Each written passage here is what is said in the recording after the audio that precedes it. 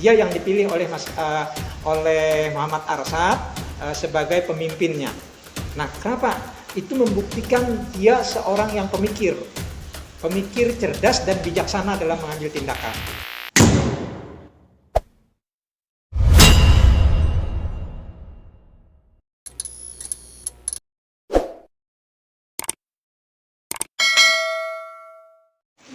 Assalamualaikum warahmatullahi wabarakatuh. Selamat datang kembali kawan-kawan di kanal YouTube Muara Petang.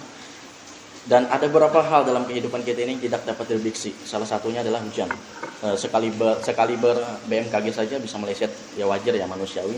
Dan apabila suara kami tidak terdengar ataupun bising atau noise, itu karena sekarang ini lagi cuaca hujan di luar dan harap dimaklum. Saya mengutip daripada bukunya Dr. Hamka yang diterbitkan pada tahun 1950.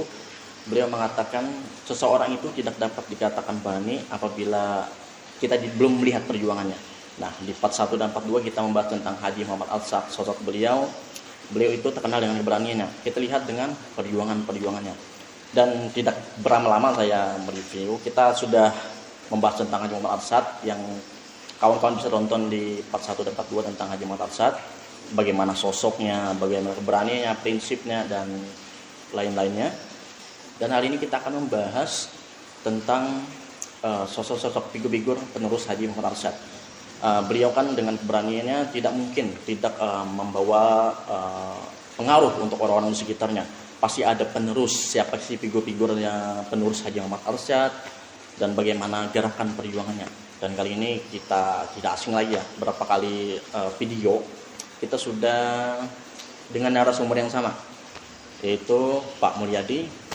Beliau sudah kita jelaskan sebagai salah satu juriat Haji Muhammad Arsad, dan kali ini kita akan mengupas lagi siapa sih figur-figur penerus Haji Muhammad Arsad dan bagaimana gerakan perjuangannya.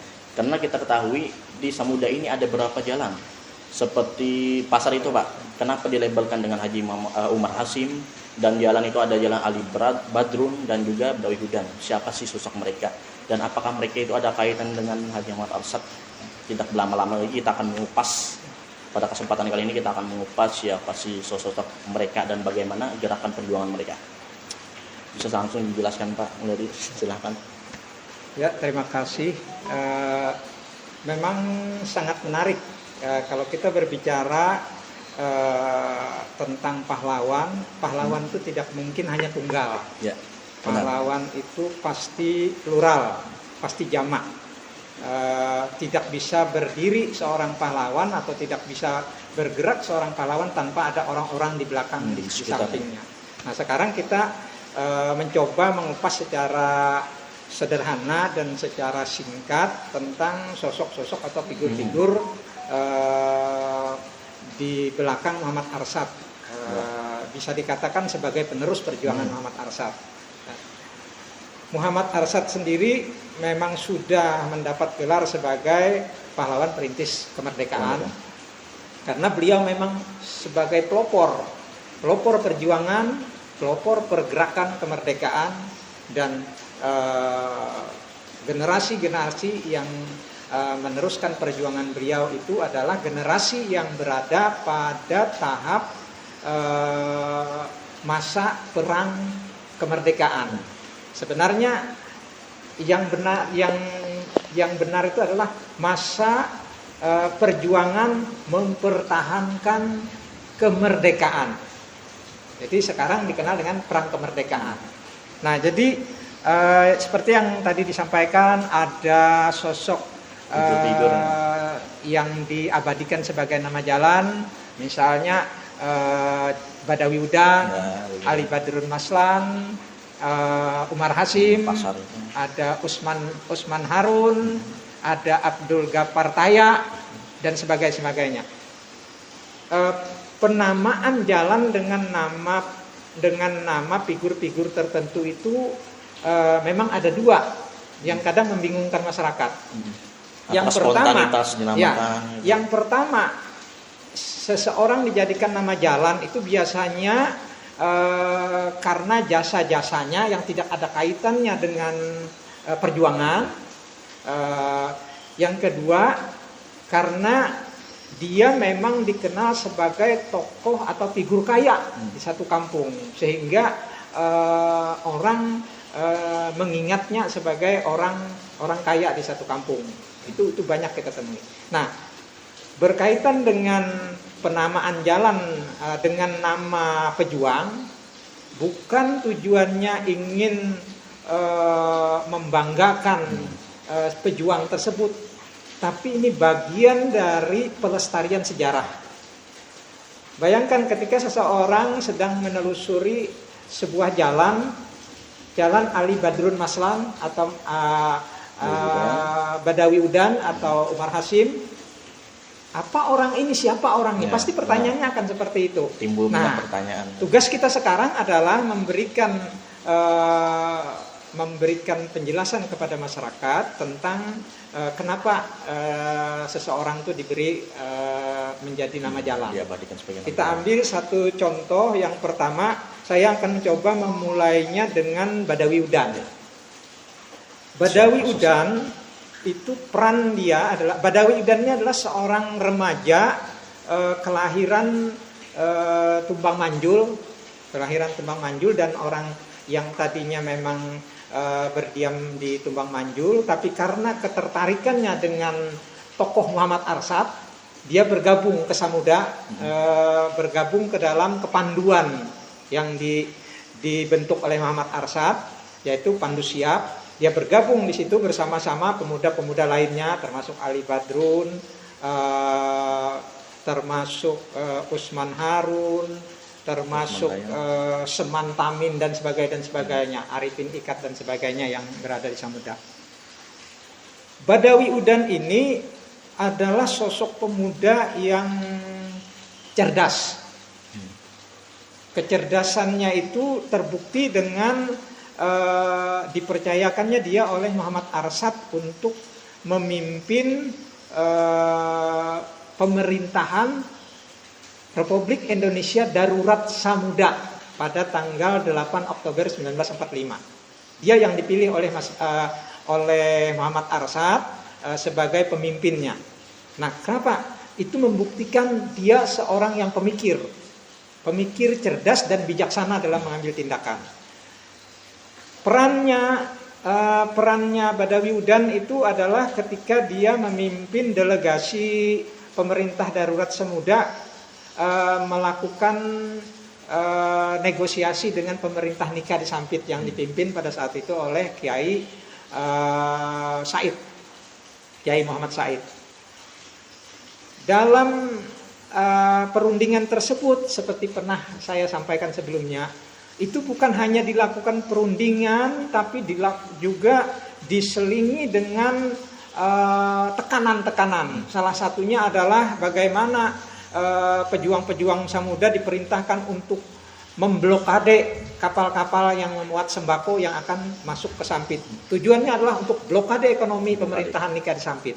Nah, itu buah dari pemikiran seorang Badawi Udan. Nah, jadi sehingga sangat pantaslah seorang Badawi Udan itu diabadikan namanya, dalam hal ini adalah diabadikan sebagai nama jalan. Seharusnya kalau kita memang ingin lebih bijak lagi, kita bisa saja membuat satu buku khusus untuk cerita tentang Badawi Udan. Karena Badawi Udan ini sosok yang sebenarnya setengah misterius. Pemikir. Bahkan keluarganya di Tumbang Manjul pun tidak tahu sebenarnya letak kubur beliau itu yang pastinya. Mereka hanya menyebut di Samuda, tapi orang kita di Samuda sendiri pun tidak tahu. Sampai saat ini belum. Sampai saat ini saya termasuk yang mencoba menggalinya. Mungkin memang betul di Samuda di Jaya Kelapa, tapi pusaranya kita sudah tidak tahu lagi. Itu salah satunya. Mungkin ada kawan-kawan yang mengetahui ya Pak tentang. Bahkan beliau diisukan setelah ditangkap. Penangkapan pada awal Januari, penyerangan oleh Belanda itu, beliau termasuk yang ditangkap, dan menurut informasi beliau disiksa di kapal sementara, dan beliau meninggal sehingga mayat beliau dilempar ke laut. Itu informasi. Tapi ternyata informasi ini dipatahkan oleh informasi dari para pejuang sendiri pada saat itu ketika seluruh pejuang Republik Indonesia dibebaskan oleh Belanda pada bulan November tahun 49 itu ternyata Badawi Udan menjemput pahlawan-pahlawan Ali Badrun dan lainnya di Banjarmasin. Artinya pada saat itu Badawi Udan sudah hidup bebas di Banjarmasin. Dan saya mendapatkan satu cerita yang penting, ternyata Badawi Udan itu kejeniusan, kecerdasan Badawi Udan, dia pada saat ditangkap dan dibawa ke penjara Banjarmasin, dia mampu merayu kepala keamanan penjara Banjarmasin. Saya lupa orangnya itu dari etnis Batak, kepala penjara itu, tapi dia simpati dengan para pejuang, sehingga Badawi Udan membuat suatu skenario bahwa dia berpura-pura sakit diare, lalu kepala penjara pada saat itu memanggil ambulan untuk dibawa ke rumah sakit Ulin di Banjarmasin. Tapi karena memang sudah di skenario, di tengah perjalanan Badawi Udan diloloskan. Jadi dia meloloskan diri, sampai saat itu Badawi Udan sudah bebas dan di Banjarmasin, dan itu dibuktikan pada saat tahun 49 ketika semua tahanan-tahanan politik Belanda itu dibebaskan, ternyata Badawi Udan termasuk salah satu yang menjemput Ali Badrun dan kawan-kawan di Banjarmasin. Nah, itulah gambaran Badawi Udan. Tidak hanya pemikir tapi juga cerdik gitu. Ya, cerdik orangnya. Yang kedua Ali Badrun Maslan. Ali Badrun Maslan ini sebenarnya memiliki sifat dan watak separuh dari Haji Muhammad Arsad. Separuh. Yaitu watak keras, tegas, watak keras dan tegasnya itu oleh keluarga dianggap mewakili watak keras dan tegasnya Muhammad Arsad. Jadi separuh daripada karakter Muhammad Arsad itu ada di Ali Badrun. Nah, itulah sebabnya Ali Badrun dipilih oleh Muhammad Arsad menjadi komandan batalion 1 Samuda pada saat dibentuk Tentara Keamanan Rakyat. Ditunjuk secara langsung. Ditunjuk secara langsung, artinya oleh Muhammad Arsad, karena semua pejuang-pejuang, pemuda-pemuda pejuang dan para pejuang itu memang semuanya tunduk dan taat kepada Muhammad Arsad, dan memang sangat percaya apa yang diputuskan oleh Muhammad Arsad adalah yang terbaik. Itulah sebabnya Muhammad Arsad sangat jeli mengangkat Badawi Udan sebagai pimpinan pemerintahan darurat dan mengangkat Ali Badrun sebagai komandan batalion TKR Samuda. Dan di bawah pimpinan Ali Badrun Maslan inilah Tentara Keamanan Rakyat, para pejuang Samuda itu bisa bergerak membentuk kompi-kompi. Artinya kompi-kompi yang mendukung daripada gerakan perjuangan Samuda ini. Kita bisa lihat kompi-kompi yang terbentuk itu mulai dari Samuda sendiri sebagai kompi 1, lalu Kuala Pembuang kompi 2, lalu Tumbang Manjul, Pagatan, Mendawai, Kuala Kuayan dan Kasongan. Itu semua dibentuk kompi-kompi atas instruksi dari pimpinan Komandan Batalion Ali Badrun Maslan. Nah, jadi tujuannya adalah suatu saat nanti akan mengepung Sampit. Sampit itu kompi 7, tapi kompi Sampit yang dibangun itu vakum karena memang di bawah kekuasaan penjajah. Jadi hanya namanya saja di dalam daftar pemerintahan Samuda ini bahwa Sampit itu adalah kompi 7 gitu. Artinya tidak bisa bergerak. Cuma kompi-kompi yang di luar dari Sampit itu tujuannya adalah untuk mengepung Sampit suatu saat nanti, untuk merebut Sampit. Nah, jadi inilah peran dari Ali Badrun Maslan. Peran tegas dan kerasnya Ali Badrun itu juga dibuktikan ketika dia menangkap spion. Ada spion yang saya tidak sebutkan namanya karena kita akan mungkin ada keluarganya yang mungkin akan bisa disinggung. Diskusikan balik layar. Iya, bisa di balik layar kita ceritakan. Ada spion, 2 orang spion yang didatangkan khusus dari Banjarmasin setelah atau pasca proklamasi kemerdekaan Republik Indonesia di Samudra tanggal 8 Oktober 1945. Itu pemerintah Nika Banjarmasin mengirimkan 2 spion, 1 orang kita Samudra asli, yang kedua orang keturunan Arab,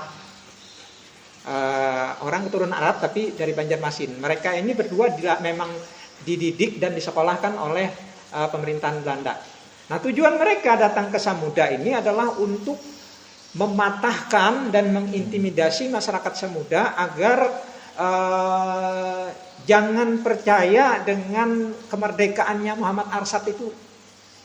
Jangan percaya. Kooperatif dengan Belanda. Ya, yang namanya spion bukan sekedar kooperatif lagi, tapi pengkhianat. Nah, jadi tujuan mereka adalah, misalnya ada satu ungkapan yang mereka sampaikan di masyarakat itu, bagaimana mau merdeka, membuat jarum saja kita tidak bisa. Kan itu kan pelecehan mematahkan, tujuan mematahkan. Dan upaya mereka mempengaruhi masyarakat Samudra itu berhasil. Gerakan-gerakan perekrutan tentara keamanan rakyat yang dilakukan oleh Ali Badrun itu sempat goyah. Artinya masyarakat sempat doktrin terbagi 2 lah, antara mendukungkah kemerdekaan ini atau tidak. Kontra. Nah, itu adalah akibat dari perbuatan 2 orang spion Belanda ini tadi. Tidak bisa sebutkan namanya. Ali Badrun Maslan akhirnya tahu siapa orangnya, lalu dia memerintahkan satu tim untuk menyergap 2 orang tersebut pada malam hari. Tapi yang dari Banjarmasin itu berhasil meloloskan diri. Nah, yang satu orang yang memang dari Samudra ini tadi, karena memang orang lokal, mungkin orang kenal, jadi akhirnya dia ditangkap dan dieksekusi. Pada saat itu juga. Setelah beberapa hari ditawan dulu. Dieksekusi. Nah, itu ada buktinya secara dokumen, ada. Saya simpan juga. Tapi kita tidak etis untuk mengungkapkan siapa namanya, itu seperti itu. Tapi intinya itulah peran Ali Badrun Maslan dalam perjuangan kemerdekaan tersebut. Itu Ali Badrun Maslan. Nah, lalu kita juga ada mengenal, mohon maaf kita membahas ini adalah karena ada kaitannya dengan jalan saja, tapi tidak mengecilkan peran-peran pejuang-pejuang lainnya. Misalnya contohnya ketika dilakukannya negosiasi perebutan Sampit oleh pemerintah darurat Samudra, di ujung Pandaran itu diutus satu tim yang tujuannya khusus untuk memantau masuknya kapal-kapal itu tadi, yang dipimpin oleh Abdul Ghaffar Taya. Abdul Ghaffar Taya ini keponakan Muhammad Arsad. Nah, makanya dalam perjuangan itu orang yang bisa dipercaya itu adalah keluarga. Jadi Abdul Ghaffar Taya itu adalah ponakan dari Muhammad Arsad yang diberi kepercayaan untuk memimpin tim untuk memberitahu apabila ada kapal-kapal dagang yang harus dicegat di dalam sungai ini nanti, dan ada tidaknya kapal yang memuat pasukan Belanda. Bayangkan kalau kita tidak dapat informasi ada pasukan Belanda datang, sangat berbahaya. Nah, itulah peran dari Abdul Ghaffar Taya, dan beliau itu juga diabadikan dengan nama jalan di Basiri, itu Desa Basiri. Nah, lalu ada juga yang namanya Usman Harun. Usman Harun juga ada kaitan keluarga juga dengan Muhammad Arsad.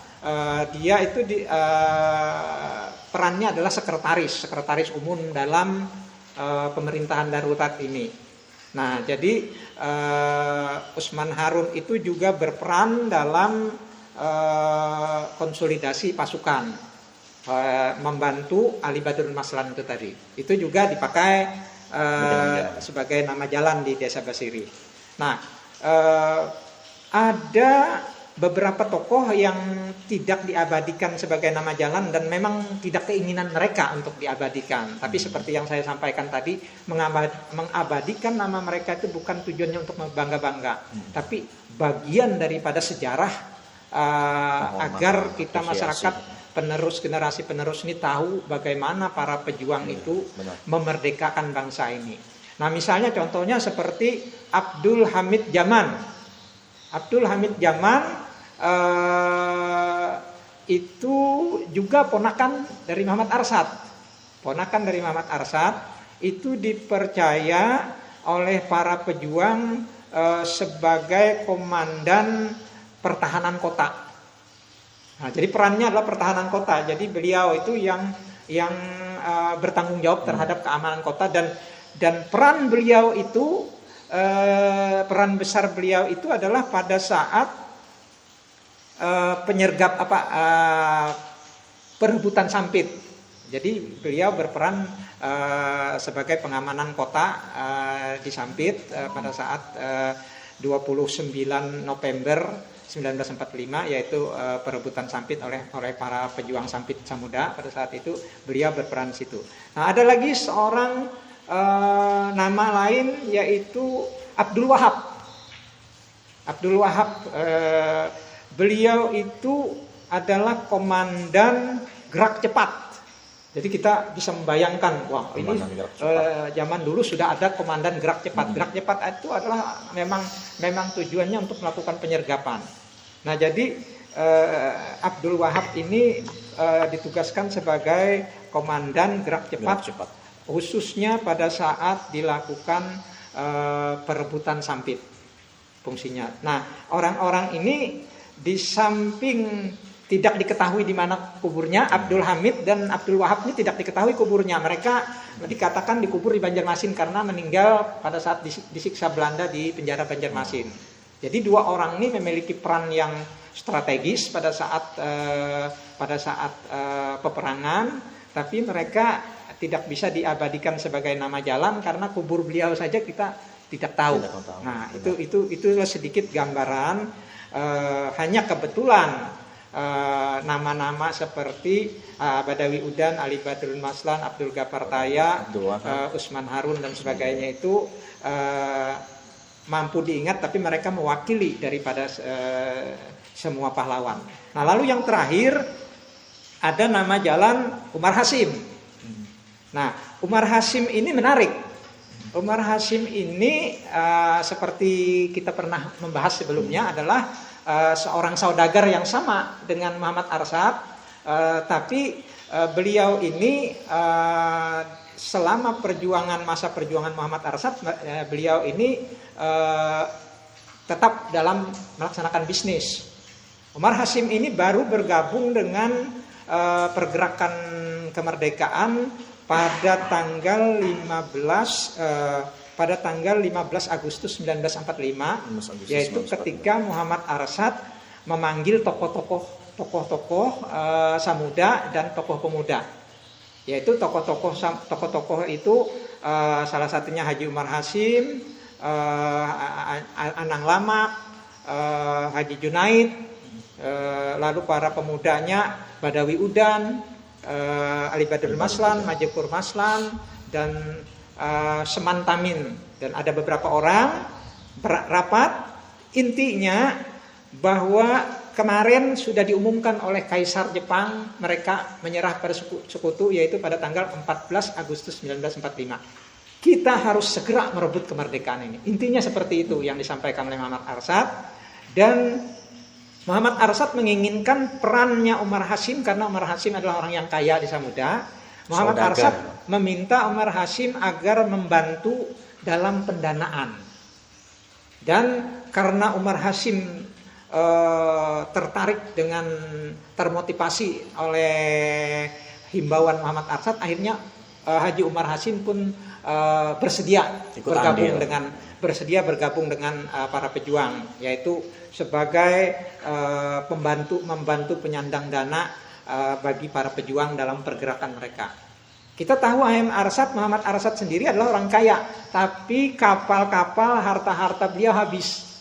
dipakai selama perjuangan itu, dipakai selama perjuangan perpolitikan sampai dengan perjuangan menjelang kemerdekaan ini. Nah, jadi Umar Hasyim ini secara resmi bergabung dengan para pejuang itu adalah pada saat rapat pertama di rumah Muhammad Arsad, yaitu 15 Agustus 1945. Ada satu cerita yang menarik tentang Umar Hasyim.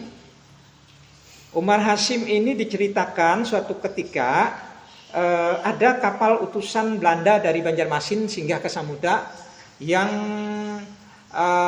tujuannya masih persuasif. Mereka meminta masyarakat Samudra untuk membatalkan proklamasi kemerdekaan 8 Oktober. Jadi mereka datang, kami datang baik-baik, kalian batalkan proklamasi kemerdekaan itu, tetaplah kalian tunduk pada pemerintahan Nika. Nah, pada saat itu Umar Hasyim karena banyak kenalan dengan pejabat-pejabat Belanda, ya, beliau datang naik ke kapal, negosiasi. Ya, beliau melakukan menyampaikan kepada utusan Belanda itu, Menir, kami masyarakat Samudra sudah bulat ingin merdeka. Jadi tolong sampaikan kepada pimpinan di Banjarmasin bahwa kami tidak akan mundur satu jengkal pun dari kemerdekaan ini. Nah, itulah kata-kata patriot yang pernah disampaikan oleh seorang Umar Hasyim kepada pejabat utusan Belanda. Nah, sehingga atas kepatriotan Umar Hasyim itu pantaslah kita memberikan nama jalan, mengabadikannya juga sebagai nama jalan yang kita kenal di Pasar Samudra itu. Nah, mungkin itu sekelumit cerita tentang figur-figur yang berada atau figur-figur penerus Muhammad Arsad. Ini Pak sangat menarik. Sebelum kita closing ya Pak, tadi nama Brawi Udan kan sebagai pemikir dan juga cerdikannya, dan juga Ali Badrun ini sebagai komandan batalion yang hampir mirip ketegasan, keberanian dengan Muhammad Arsad, karena mungkin faktor didikan, mungkin pengaruh dari Muhammad Arsad. Yang menarik ini Pak, mungkin ada kawan-kawan yang bertanya, di mana sih kuburan mereka? Seperti kan Brawi Udan tadi kan tidak ditemukan. Sebagai sosok misterius, mungkin kawan-kawan yang menonton ada mengetahui di mana sih makam Brawi Udan, mungkin bisa komentar di kolom komentar di bawah gitu. Dan juga Ali Badrun itu tidak ketemu di mana kuburannya.